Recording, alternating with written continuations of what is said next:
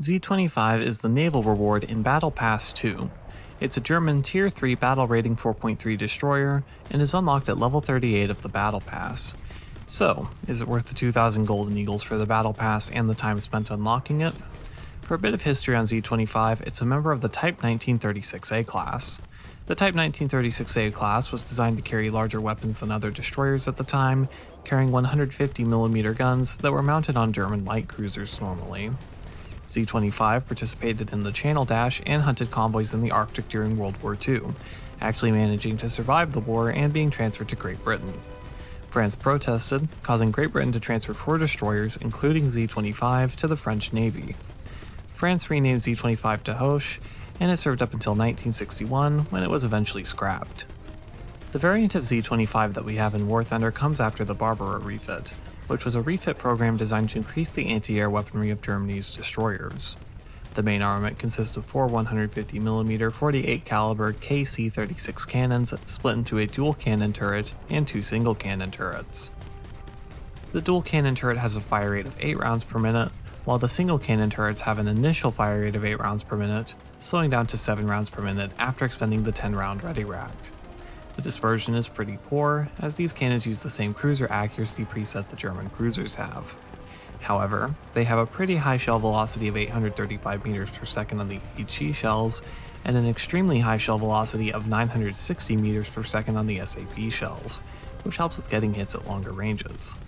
Speaking of those shells, Z25 gets 3 shell types: HE, SAP, and HETF. The HE shells are the go-to for dealing with targets up to destroyers, having the best overall damage output against light targets. However, they deal minimal damage to cruisers and later American destroyers. For those, the SAP shells are much better, losing 15% of their explosive filler for a lot more penetration and more velocity. They're the best anti-cruiser shell available to a destroyer, and one of the main defining aspects of Z25. The shell can also do quite well against lightly armored targets since it doesn't lose very much explosive filler, though the less sensitive fuse can make it inconsistent against those smaller targets, so I would generally recommend sticking with the HE most of the time. Last up is the HETF, which can let the main guns deal with aircraft. This isn't really worth using, as the KC-36 cannons are too slow to adequately respond to aircraft both in tracking and fire rate. This isn't really a concern though. As I mentioned before, the Barbara refit provided a heavy increase to anti-air weaponry with various medium and small caliber cannons.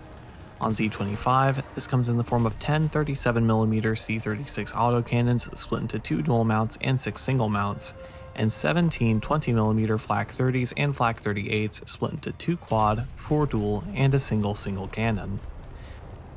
The 37mm autocannons never overheat and have a seamless reload, along with a crazy fast fire rate that's easily above even the highest practical fire rates this cannon actually achieved. It's one of the best mid-caliber autocannons in the game, and having 10 of them gives Z25 one of the best anti-air nets for its battle rating.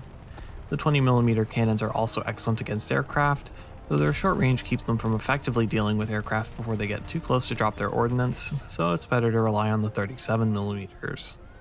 Both of these cannon types are also great at dealing with patrol boats, generally keeping smaller vessels from getting close to the ship.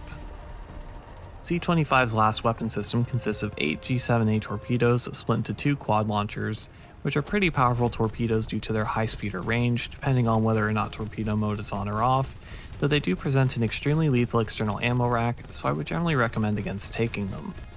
In survivability, Z25 is pretty average. No notable armor, 7 hull segments, and 336 crew. It does have a large fuel tank that covers the midsection of the ship. However, it's hard to tell if this actually increases its survivability with the current damage models, as they change so often that it's hard to keep up.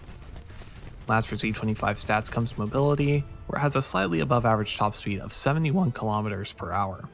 This doesn't help in most situations, though in enduring confrontation this does make it a bit better overall. For overall playstyle, I would describe Z25 as a counter ship. It's great at killing vehicle classes other than its own.